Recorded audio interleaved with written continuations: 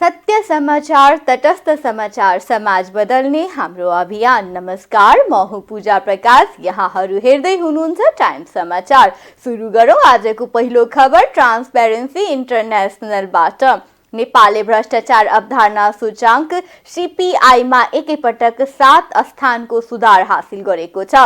Transparency इन्टरनेसनलले सार्वजनिक गरेको सन् 2022 को रिपोर्टमा नेपालले 34 अंक प्राप्त गर्दै 110औं स्थानमा उक्लिएको हो। सन् 2021 मा नेपाल 33 अंक सहित 117औं स्थानमा थियो। ट्रान्सपेरेन्सी इन्टरनेसनल नेपालले आज यहाँ आयोजित एक कार्यक्रम मार्फत भ्रष्टाचार सम्बन्धी अवधारणा सूचाङ्कमा विश्व र नेपालको अवस्थाबारे जानकारी गराएको थियो। कार्यक्रममा संस्थाका अध्यक्ष पद्मिनी प्रधानाङ्ग, महासचिव मदन कृष्ण शर्मा, कोषाध्यक्ष सुनिता गुरुङ लगायतको सहभागिता थियो। यो वर्ष नेपालको अवस्था सुधार हुनुमा आयात निर्यातमा भएको कमी प्रमुख कारण भएको संस्थाका अध्यक्ष प्रधानाङ्गको भनाइ छ। विश्वका 180 देशमध्ये डेनमार्क 90 अंक सहित पहिलो स्थानमा छ भने सोमालिया 12 अंक सहित अन्तिम स्थानमा छ। कुल देशमध्ये 58 वटा देशले 50 भन्दा धेरै अंक प्राप्त गरेका छन्। अहिलेको सरकारमा चाहिँ जुन उपप्रधानमन्त्री तथा मन्त्रीज्यूहरूकोमा चाहिँ स्वार्थको द्वन्द्वसँग कन्फ्लिक्ट अफ इन्ट्रेस्टसँग बाजिएकोहरूलाई चाहिँ अलिकति सुधार गरिदिनुहोस् भनेर हामीले चाहिँ ध्यान आकर्षण पनि गराएको छौँ र हामीलाई आशा छ अब उहाँहरूले भन्ने भन्दा पनि कस्तो किसिमले काम कारबाहीबाट देखाउनुहुन्छ। त्यो काम कारबाही हेरिसकेपछि जुन उहाँहरूले नेपाल सरकार अहिलेको सरकारबाट चाहिँ भ्रष्टाचार विरुद्धको हालै नेपाल सरकारबाट भएको प्रतिबद्धतामा उहाँहरूले कतिसम्मको सुधार ल्याउनुहुन्छ, कस्तो काम गर्नुहुन्छ, हामी त्यो वेट एन्ड वाचमा छौँ। नेपालमा भ्रष्टाचार सम्बन्धी अवधारणाको सर्वेक्षण विभिन्न 6 वटा अन्तर्राष्ट्रिय संस्थाले गरेका थिए। सर्वेक्षण गरेका ती संस्थामध्ये नेपाललाई विश्व ब्याङ्कले सरकारद्वारा सार्वजनिक पदाधिकारीको काम, कारबाहीको निगरानी, राज्यको सूचनामा नागरिक समाजको पहुँच र राज्य सञ्चालनमा समिति व्यक्तिको पहुँचलाई आधार बनाएको थियो, जसमा विश्व ब्याङ्कले नेपाललाई 35 अंक दिएको छ। त्यस्तै वर्ल्ड इकोनोमिक फोरमले आयात निर्यात, सार्वजनिक सेवा, कर भुक्तानी, ठेक्का पट्टा र न्यायिक निर्णयलाई आधार बनाएको थियो। यसमा नेपालले 4 अंकको सुधार हासिल गर्दै 38 अंक प्राप्त गरेको छ। ग्लोबल इनसाइटले पनि व्यापार, व्यवसाय, ठेक्का पट्टा, आयात निर्यात, घुस र भ्रष्टाचार सर्वेक्षण गरेकोमा यो वर्ष नेपाललाई 35 अंक दिएको छ। धनुषाको इलाका प्रहरी कार्यालय सखुवा महेन्द्रनगरको हिरासतबाट 6 थुनुवा फरार प्रकरणमा 3 प्रहरी निलम्बनमा परेका छन्। त्यहाँ रातिको समय ड्युटी बसेका 3 जना प्रहरी जवानलाई कारबाही स्वरूप तत्कालका लागि निलम्बन गरिएको प्रहरी स्रोतले जनाएको छ। इलाकामा जिम्मेवारीमा रहेका इन्स्पेक्टर बेचन यादव सहितको 25 जनाको टिमलाई सोमबार नै जिल्लामा तानिएको छ। प्रहरी नायब निरीक्षक सही मुक्ति नारायण चौधरीलाई जिम्मेवारीमा पठाइएको जिल्ला प्रहरी कार्यालय धनुषाले जनाएको छ। आइतबार राति करिब 3 बजेको समयमा हिरासतको भित्ता फोडेर विभिन्न मुद्दाका 6 जना थुनुवा फरार भएका थिए, जसमध्ये हात हतियार मुद्दाका अभियुक्त मिथिला नगरपालिका 2 नकटा झिज बस्ने रोशन महतोलाई प्रहरीले सोमबार साँझ पक्राउ गर्न सफल भएको छ। अन्य 5 थुनुवा अझै पनि फरार छन्। उनीहरूको खोजी कार्य तीव्र पारिएको छ। मध्य प्रदेश सरकारको लगानीमा सर्लाहीको लालबन्दी नगरपालिकामा घर निर्माण गरी अति विपन्न 4 परिवारलाई हस्तान्तरण गरिएको छ। प्रदेश सरकारको भौतिक पूर्वाधार मन्त्रालय अन्तर्गत महेन्द्र नारायण निधि आवास योजनाले यहाँका अति विपन्न 4 परिवारलाई पक्की घर निर्माण गरी हस्तान्तरण गरेको हो। लालबन्दी 6 का वीरबहादुर छाकी, लालबन्दी 7 का विशे राई, लालबन्दी 9 का शम्भु बलम पाकी र लालबन्दी 17 का लक्ष्मी थापाको परिवारले पक्की घर पाएका छन्। प्रदेशसभा सदस्य बेची लुङ्गेलीले दिएको जानकारी अनुसार 4 परिवारका लागि 2 कोठाको पक्की घर, भान्साघर र शौचालय निर्माण गरिएको छ। प्रत्येक घरमा चापाकल पनि जडान गरिएको छ। 4वटै घर सर्लाही क्षेत्रीय 1 खकी प्रदेश सभा सदस्य लुङ्गेलीबाटै उद्घाटन गरिएको छ। एक परिवारका लागि 5,50,000 रुपैयाँ लागतमा घर निर्माण गरी हस्तान्तरण गरिएको हो। आर्थिक अवस्था दयनीय रहेका तथा घाम पानीमा ओत लाग्ने गतिलो घर नहुँदा कष्टपूर्ण जीवन निर्वाह गरिरहेका 4 गरिब परिवार पक्की घर पाएपछि खुसी भएका छन्। पानी चुहिने छुप्रोमा बस्दै आएकोमा प्रदेश सभा सदस्य लुङ्गेलीको पहलबाट पक्की घर निर्माण भएपछि अत्यन्त खुसी लागेको लालबन्दी 6 का वीरबहादुर क्याप्छाकीले बताए। प्रदेश सभा सदस्य लुङ्गेलीका अनुसार महेन्द्र नारायण निधि आवास योजना अन्तर्गत दोस्रो चरणमा लालबन्दी वडा नम्बर 5, 6, 10 मा थप 3 परिवारका लागि घर निर्माण गर्न पहल भइरहेको छ। अन्य निर्वाचन क्षेत्रमा घर निर्माण गर्ने योजना सम्पन्न नभए पनि आफ्नो निर्वाचन क्षेत्रमा पहिलो चरणमा 4 परिवारका लागि घर निर्माण गरेर हस्तान्तरण गर्न पाउँदा खुसी लागेको प्रदेश सभा सदस्य लुङ्गेलीको भनाइ छ। धनुषाको विभिन्न स्थानबाट चोरी गरेको आरोपमा 5 जना पक्राउ परेका छन्। पक्राउ पर्नेमा जनकपुरधाम उपमहानगरपालिका 14 बस्ने रतीश गुप्ता, सर्लाहीको चक्रघट्टा गाउँपालिका 7 बस्ने 21 वर्षीय रविन्द्र कुमार यादव र 22 वर्षको चन्दन कुमार यादव, जनकपुरधाम 24 बस्ने सरोज कुमार महतो र श्याम सुन्दर महतो रहेको जिल्ला प्रहरी कार्यालय धनुषाले जनाएको छ। सोमबार बिहान जनकपुरधाम 2 शिवचोक स्थित कपडा पसलबाट मोबाइल चोरी गरेको आरोपमा गुप्तालाई पक्राउ गरिएको छ। यस्तै सोमबार राति 8 बजे ज6 7714 नम्बरको 150 सीसीको कालो रङको पल्सर मोटरसाइकल मिथिला नगरपालिका 10 लालगढ मोडल अस्पतालको छेउमा पार्किङ गरिराखेकोमा चोरी गरेर भागेका सर्लाहीका रविन्द्र कुमार यादव र चन्दन कुमार यादवलाई पक्राउ गरिएको प्रवक्ता प्रहरी नायब उपरीक्षक प्रदीप बहादुर छेत्रीले जानकारी दिए। यस्तै जनकपुरधाम 4 बस्ने सञ्जीव कुमार राईको घरबाट पानी तान्ने मोटर, पेन्ट, आइरन, लत्ता कपडाहरू चोरी गरेर फरार रहेका सरोज कुमार महतो र श्याम सुन्दर महतोलाई पक्राउ गरिएको जिल्ला प्रहरी कार्यालय धनुषाले जनाएको छ। प्रहरीले नुनमा केमिकल मिलाएर पोटास भनी बिक्री गर्ने 1 जनालाई सर्लाहीमा पक्राउ गरेको छ।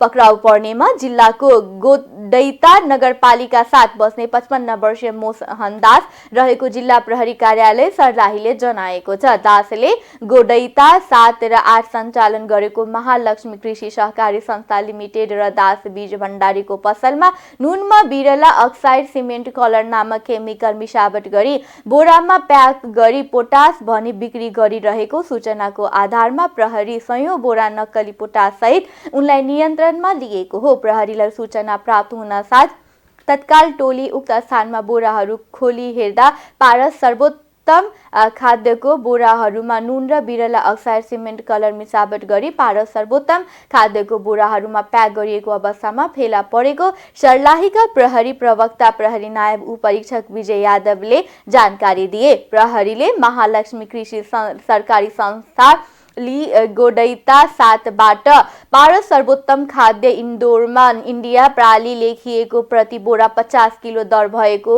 31 बोरा, खुल्ला बोरामा आधी 25 किलो भएको 1 बोरा, IPL DAP India potash limited लेखिएको पहेँलो रङको सिलाएको प्रति बोरा 50 किलो भएको 20 बोरा र सोही कम्पनीको खाली बोरा 1 थान साल्ट लेखिएको सेतो रङको नुनको प्रति बोरा 50 किलो दर भएको 103 बोरा, बिरला अक्साइड सिमेन्ट कलर लेखिएको खाली प्याकेट 4 वटा र आधी आधी भरिएको 2 वटा प्याकेट बोरा सिलाउने मेसिन 1 थान बरामद गरेको छ।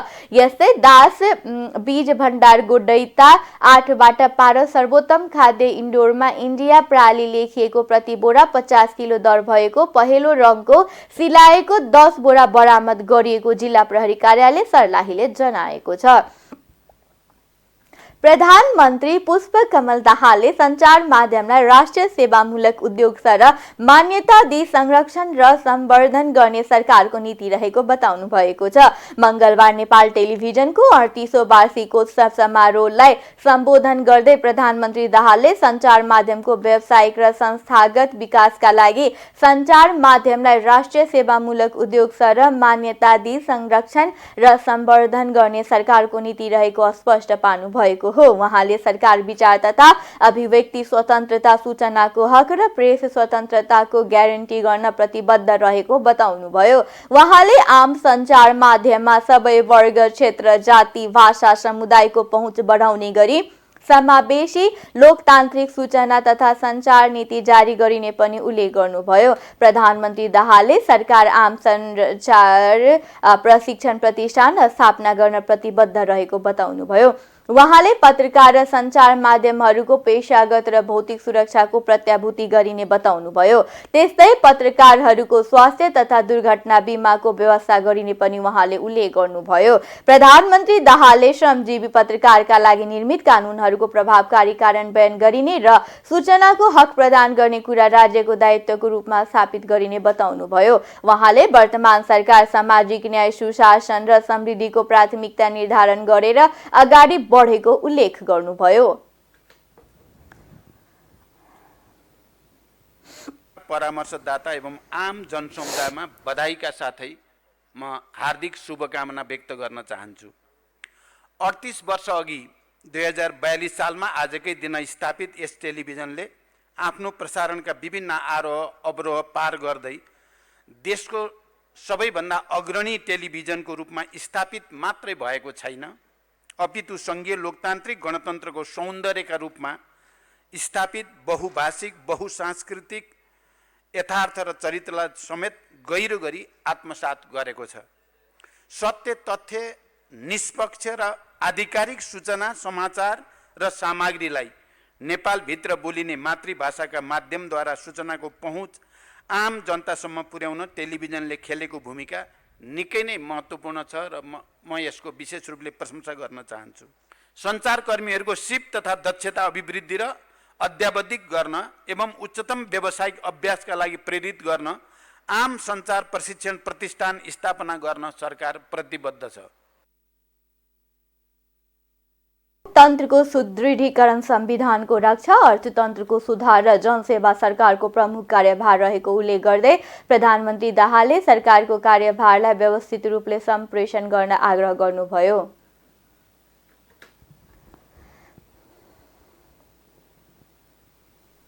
नेकपा एकीकृत समाजवादीले प्रधानमन्त्री पुष्पकमल दाहाल प्रचण्डलाई मुलुकको आर्थिक सङ्कट समाधान सम्बन्धमा ध्यान आकर्षण गराएको छ। पार्टीका अध्यक्ष माधव कुमार नेपाल नेतृत्वका प्रतिनिधिले देशको अर्थतन्त्र गम्भीर सङ्कटतर्फ उन्मुख भइरहेकाले सरकार जनजीविका प्रति संवेदनशील हुनुपर्ने भन्दै प्रधानमन्त्री दाहाललाई 20 बुँदे ज्ञापन पत्र बुझाएका हुन्। मजदुर, किसान र सर्वसाधारण जनताले महँगीकै कारण दैनिक जसो आत्महत्या गर्न थालेको अवस्थामा देशको आर्थिक सङ्कट समाधानका लागि तत्काल कदम चाल्न आग्रह गरिएको छ। ज्ञापन पत्रमा जर्जर बनेको देशको अर्थतन्त्र सुधार, युवा र बौद्धिक जनशक्ति पलायनबाट रोक्न प्रभावकारी कदम चाल्नुपर्ने उल्लेख छ। विद्यालय तहमा एक सिपमूलक विषय अनिवार्य गर्नुपर्ने र कृषि उत्पादन वृद्धिमा जोड बिक्रीको प्रतिबन्ध गर्नुपर्ने सुझाव पनि दिएको छ। एकीकृत समाजवादीले संविधानमा उल्लेखित आर्थिक नीति कडाइका साथ लागू गर्न, महँगी नियन्त्रण गर्न, समस्याग्रस्त उद्योग तथा व्यवसायले जरिवाना र कर तिर्ने सुविधा तथा बाँका नागेका ऋणको किस्ता र ब्याज तिर्ने अवधि 2080 असार मसान्तसम्मलाई बढाउन लगायतका माग गरिएको छ। यसैगरी सञ्चार क्षेत्रलाई उद्योगको मान्यता दिन, युवा, विद्यार्थी, बौद्धिक जनशक्ति पलायन रोक्नका लागि प्रभावकारी कदम चाल्न कक्षा 8 देखि 12 सम्मको पाठ्यक्रममा अनिवार्य सिपमूलक तालिम र देशभक्तिपूर्ण पाठ राख्न लगायतका माग बुँदागत रूपमा ज्ञापन पत्रमा उल्लेख रहेको छ। सम्माननीय प्रधानमन्त्रीज्यू, नेपाल सरकार, सिंहदरबार, काठमाडौँ, नेपाल। विषय: देशको आर्थिक सङ्कट समाधानबारे ज्ञापन पत्र। सम्माननीय प्रधानमन्त्रीज्यू, देशको अर्थतन्त्र गम्भीर सङ्कटतर्फ उन्मुख भइरहेको छ। आर्थिक सङ्कटका कारणले मजदुर किसान साना तथा मध्यम व्यवसायी लगायत आम सर्वसाधारण मानिसले दैनिक जसो आत्महत्या गर्नु परेका घटनाबाट हामी धेरै गम्भीर भएका छौँ। बढ्दो महँगीका कारण आम मानिसलाई बाँच्न पनि धौधौ भएको अवस्था छ। जनतामा व्यापक निराशा र राजनीतिप्रति नै वितृष्णा देखिन्छ। आम जनताका समस्या समाधान गर्दै निराश हुनबाट जोगाउनु सरकारको प्राथमिक कर्तव्य हुन आउँछ। देशको आर्थिक सङ्कट समाधानका लागि सरकारले तत्काल चाल्नुपर्ने कदम र अपनाउनु पर्ने आर्थिक रणनीतिका बारेमा प्रतिपक्षी दलको हिसाबले गम्भीर जिम्मेवारी बोध गर्दै यो ज्ञापन पत्र प्रस्तुत गरेका छौँ। यस ज्ञापन पत्रमा उल्लेख गरिएका विषयलाई सरकारले गम्भीरता साथ ल्याओस् र देशको आर्थिक सङ्कट समाधानका लागि आवश्यक व्यवस्था गरोस् भन्ने विषयमा जोड दिन चाहन्छौँ। धन्यवाद। माधव कुमार नेपाल, अध्यक्ष नेपाल कम्युनिस्ट पार्टी एकीकृत समाजवादी। प्रधानमन्त्री दाहालले यस विषयमा सरकार गम्भीर रहेको बताउँदै आफू समस्या समाधानका लागि सबै सरकार पक्षसँग छलफल गर्ने बताए। उनले बजार भावलाई नियन्त्रण गर्न नीतिगत रूपमा नै आवश्यक परिवर्तन गरी जनजीवनका सहज गराउने प्रतिबद्धता व्यक्त गरेको जनाएको छ। उक्त अवसरमा पूर्व प्रधानमन्त्री झलनाथ खनाल लगायत शीर्ष नेताको पनि उपस्थिति रहेको थियो।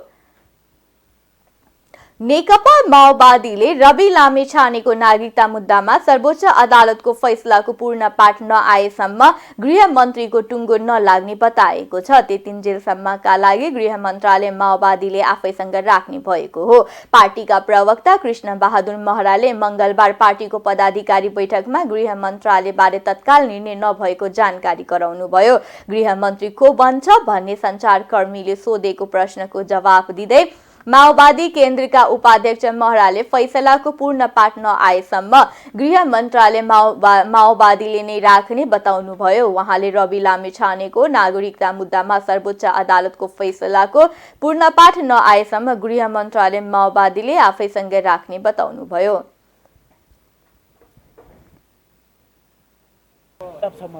पूर्ण पाठ नआइन्जेल आफैले राख्नुहुन्छ गृह मन्त्रालय? हामी सल्लाह गर्दैछौँ। बाँकी साथीहरू आज बोल्नुभयो। कार्यालयले एउटा सुझाव पेश गरेका छ, नीतिगत सुझाव। त्यो सुझावमाथि छलफल गर्यो, बाँकी सकिन्छ। न्यूनतम अध्यक्ष कमलको जवाबमा हेर्दाखेरि न्यूनतम सकेसम्म हामी अहिले अब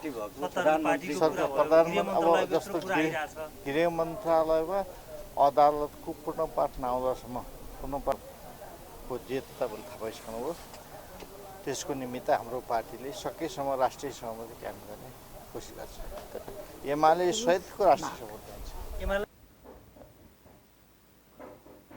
राष्ट्रिय स्वतन्त्र पार्टीका सभापति लामिछानेको नागरिकता विवादमा सर्वोच्च अदालतले दोषी ठहर गरिदिएपछि सांसद उपसभापति र गृहमन्त्री पद गुमेको छ। सर्वोच्चको आदेश अनुसार लामिछानेले पुनः नेपाली नागरिकता प्राप्त गरेका छन्। नागरिकता लिएसँगै लामिछानेले पुनः गृहमन्त्रीमा दाबी गरेका छन्। गृहमन्त्रीको विषयलाई लिएर लामिछाने आज बिहान प्रधानमन्त्री पुष्पकमल दाहाल प्रचण्ड भेट्न बालुवाटार पुगेका थिए। भेटका क्रममा सत्ता गठबन्धनमा सहमति भए अनुसार पुनः गृहमन्त्री राष्ट्रपाललाई नै दिनुपर्ने अडान दोहोरिएका थिए।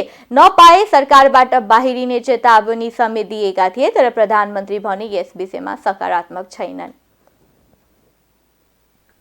स्वास्थ्य तथा जनसङ्ख्या मन्त्री पद्म गिरीले बजारमा छ्याछ्याप्ती गुणस्तरहीन औषधिहरू बिक्री भइरहेको गुनासो आइरहेको भन्दै सबै ठाउँमा निगरानी बढाउन निर्देशन दिनुभएको छ। मंगलबार औषधि व्यवस्था विभागको अनुगमन तथा ब्रिफिङ लिने क्रममा आयोजित कार्यक्रमलाई सम्बोधन गर्दै उहाँले विभागलाई यस्तो निर्देशन दिनुभएको हो। उहाँले सीमित क्षेत्रको भन्दा पनि अब सबै ठाउँका फार्मेसीहरूको निरीक्षण र नियमन गर्न आवश्यक रहेको बताउनुभयो। उहाँले निगरानी र निरीक्षण को विषयमा आवश्यक जनशक्ति नभएको वा अन्य कुनै पनि बहाना नबनाई प्रतिबद्ध भएर निरीक्षणमा लाग्न आग्रह गर्नुभयो। उहाँले नागरिकको स्वास्थ्यमा कसैले पनि खेलवाड गर्न नमिल्ने बताउँदै आफूले दिएका निर्देशनहरू प्रभावकारी कार्यान्वयन गर्न निर्देशन दिनुभयो। उहाँले विभागमा ठोस योजनाका साथ अघि बढ्नुपर्ने बताउनुभयो। उहाँले विभागले चाँडो भन्दा चाँडो कार्ययोजना बनाई मन्त्रालयमा आफ्ना मागहरू लिएर आउन आग्रह गर्नुभयो। मन्त्री गिरीले नेपालमा नै अत्यावश्यक औषधि उत्पादन गर्नुपर्ने बताउनुभयो। उहाँले नवीकरण सम्बन्धी कामहरू अनलाइन प्रणालीबाट गराउन पनि निर्देशन दिनुभयो। प्रतिशत मतलब चाहिँ अझै गएर अनुगमन गर्दाखेरि 7% व्यस्त औषधि भेटियो भन्नुभयो। अझै राम्रोसँग म्यासिभली सबै ठाउँमा पुग्ने हो भने यसको आकार बढेर जान सक्छ। यसतर्फ हामीले कुनै पनि हिसाबले जनशक्ति छैन वा यो छैन त्यो छैन भन्ने बारेमा हामीले जनताको नागरिकहरूको चाहिँ स्वास्थ्यको सवालमा खेलवाड गर्न पाइँदैन। त्यसमा सम्पूर्ण रूपले प्रतिबद्ध भएर विभागले आफ्ना कार्ययोजनाहरू बनाउनुपर्छ, मन्त्रालयले के सहयोग गर्नुपर्छ गर्नेछ। बिक्री भए पनि त्यो कसले अनुगमन गर्ने कसले नियमन गर्ने, यो एसिया मात्रै होइन युरोपसम्म पुगेर आफ्नो बजारलाई व्यापक रूपले विस्तार गर्दै लिएर गएको छ। त्यो अर्थतन्त्रको ठुलो हिस्सा अहिले त औषधि उत्पादनबाट उसले चाहिँ त्यसबाट ठुलो भिसा राजस्व चाहिँ सङ्कलन गर्ने परिस्थिति बन्दैछ। हामीले पनि यतातर्फ सोच्नु पर्यो, अत्यावश्यक औषधिहरूको उत्पादनमा हामीले आफै जुट्नुपर्छ। हामी त्यसमा आत्मनिर्भर बन्ने योजना बनाउनुपर्छ। हामीले नाकाबन्दीका बेलामा कस्तो खालको पीडाहरू सह्यौँ एकचोटि त फर्केर हेरौँ। भोलिका दिनहरूमा पनि हामीले अप्ठ्यारो नआउनु भन्न सकिँदैन। मैले के भन्न खोजेको भने अत्यावश्यक औषधिहरू हाम्रै देशमा उत्पादन गर्ने कार्ययोजना बन्नुपर्छ, योजनाहरू बन्नुपर्छ।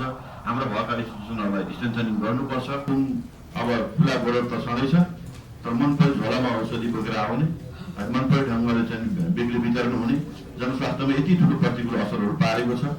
अब राजस्वमा त्यसदेखि खालको नोक्सान छ, अनेक छ। यी सबै पक्षहरूलाई पनि तपाईँहरू ध्यानमा राखेर के गर्दा ती क्षेत्रहरू सुधार गर्न सक्ने हुन् त्यसको पनि योजनाका साथ तपाईँहरू तयारीका साथ रहनुहोला र हामी फेरि अर्को चाहिने बसाइमा यी विषयमा कन्क्रिट। मन्त्री गिरीले स्वास्थ्य विभागमा पूर्वाधारको दुरावस्था रहेको भन्दै पूर्वाधारको निर्माण गरेर अघि बढ्ने निर्देशन दिनुभयो। उहाँले औषधि विभागको क्षमता वृद्धि गर्नुपर्ने बताउनुभयो। मन्त्री गिरीले स्वास्थ्यको क्षेत्रमा अब नेपालमा आधारभूत रूपले जनताले अनुभूति गर्ने गरी स्वास्थ्य क्षेत्रको सुधार गर्न आवश्यक रहेको बताउनुभयो। अब आर्थिक समाचार।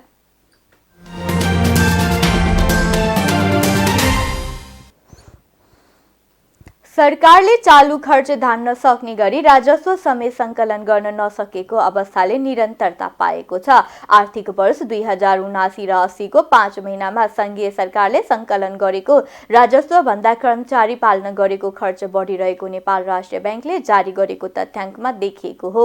यसअघि अघिल्लो महिनामा समेत त्यस्तो देखिएपछि सर्वत्र चिन्ता व्यक्त गरिएको थियो। महालेखा नियन्त्रक कार्यालयको हवाला दिँदै राष्ट्रिय ब्याङ्कले चालू आर्थिक वर्षको 5 महिनामा सरकारको चालू खर्च 3 खर्ब 54 अर्ब 21 करोड रुपैयाँ भएकोमा राजस्व भने 3 खर्ब 26 अर्ब 89 करोड मात्र सङ्कलन भएको जनाएको छ। यसरी हेर्दा सरकारलाई कर्मचारी पाल्न पुग्ने रकम समेत राजस्वका रूपमा उठ्न सकेको देखिँदैन। यस सन्दर्भमा ठिट लाग्दो अवस्था त छ यो कि विकास निर्माणको गति भने ठप्प झै देखिएको छ। 5 महिनामा पुँजीगत खर्च जम्मा 33 अर्ब 79 करोड मात्र भएको देखिँदा सरकारले विकासको काममा भने अलिकति पनि माखो मार्न नसकेको देखिएको हो। बरु विकास खर्च भन्दा वित्तीय व्यवस्थातर्फ बढी अर्थात् 46 अर्ब 96 करोड खर्च भएको राष्ट्रिय ब्याङ्कको प्रतिवेदनमा उल्लेख छ। विभिन्न शीर्षकमा सरकारले 5 महिनामा जम्मा 4 खर्ब 35 अर्ब 21 करोड खर्च गरेको देखिन्छ। यसबीच सङ्घीय सरकारको कुल सङ्कलित राजस्व मध्ये कर राजस्वतर्फ 3 खर्ब 1 अर्ब 46 करोड र गैर कर राजस्वतर्फ 25 अर्ब 43 करोड परिचालन भएको छ। नेपाल सरकारको नाममा नगद मौजुदात भने निकै घटेको देखिएको छ। सबैभन्दा चिन्ताको कुरा त यो छ कि सरकारले खर्च गरेर भण्डारी त्याएको बेला अर्थात् असार मसान्तको भन्दा समेत कम रकम अहिले सरकारको खातामा रहेको छ। राष्ट्रिय ब्याङ्कका अनुसार विक्रम सम्बन्ध 2079 मङ्सिर मसान्तमा सो ब्याङ्कमा रहेका सरकारका विभिन्न खातामा 1 खर्ब 82 अर्ब 43 करोड प्रदेश सरकार तथा स्थानीय सरकारको खातामा रहेको रकम समेत नगद मौजुदात रहेको छ। जबकि विक्रम सम्बन्ध 2079 असार मसान्तमा यस्तो मौजुदात 2 खर्ब 27 अर्ब 69 करोड रहेको थियो। अहिले सरकारको खातामा रहेको न्यून रकम किन पनि चिन्ताजनक छ भने अघिल्लो वर्षको समीक्षा अवधिको भन्दा ठिक उल्टो अहिले देखिएको छ। अघिल्लो वर्ष अर्थात् विक्रम सम्बन्ध 2078 असार मसान्तमा 1 खर्ब 94 अर्ब 70 करोड रहेकोमा विक्रम सम्बन्ध 2078 मङ्सिर मसान्तमा राष्ट्रिय ब्याङ्कमा रहेका सरकारका विभिन्न खातामा 2 खर्ब 91 अर्ब 19 करोड नगद मौजुदात रहेको थियो। यसरी हेर्दा अघिल्लो साल सरकारको खातामा 1 खर्बको हाराहारीमा रकम थपिएको समय अवधिमा यो आर्थिक वर्षमा भने लगभग 50 अर्बले घटेको छ, जसको आधारमा भन्न सकिन्छ कि सरकारको आर्थिक अवस्था चिन्ताजनक बन्दै गइरहेको, जबकि अर्थमन्त्री र स्वयं प्रधानमन्त्रीले समेत यसलाई गम्भीर रूप लिएको जस्तो देखिँदैन। अब अन्तर्राष्ट्रिय समाचार।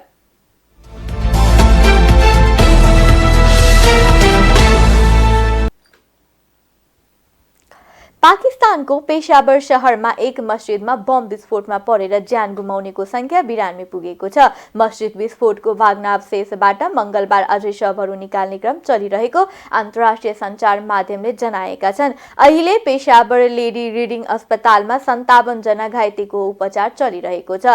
157 जना घाइतेलाई अस्पताल ल्याएकोमा धेरै जसोलाई उपचारपछि घर पठाइएको छ। प्रान्तीय राजधानी पेशावरमा सोमबार दिउँसोको प्रार्थनाको समयमा आक्रमण भएको थियो।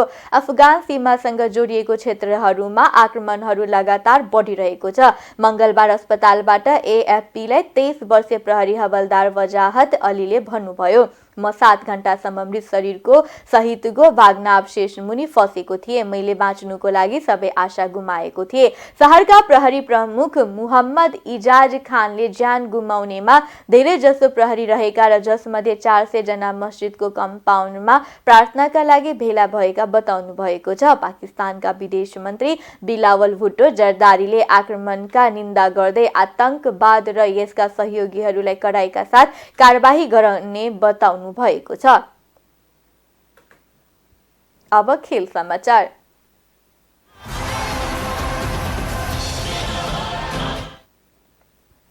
अखिल नेपाल फुटबल संघ एन्फामा भएको एक कार्यक्रमका बीच नेपाली टोलीको विदाई गरिएको हो। फेब्रुअरी 3 देखि 9 सम्म बंगलादेशमा आयोजना हुने साफ U20 महिला च्याम्पियनशिपमा नेपाल र आयोजक बंगलादेश सहित भारत र भुटान सहित 4 टिमको सहभागिता हुनेछ।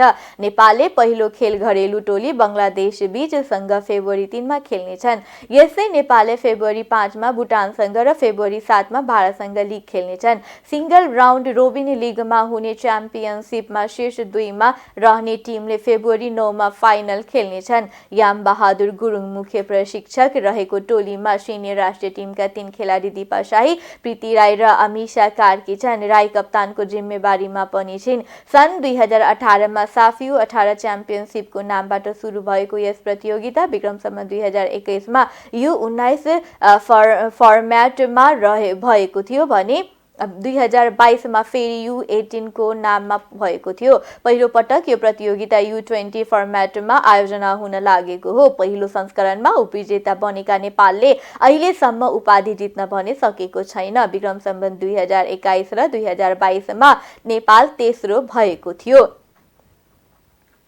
हस्त आजलाई टाइम समाचार यति नै। हेर्दै रहनुहोला टाइम टेलिभिजन। आज्ञा दिनुहोस्। नमस्कार।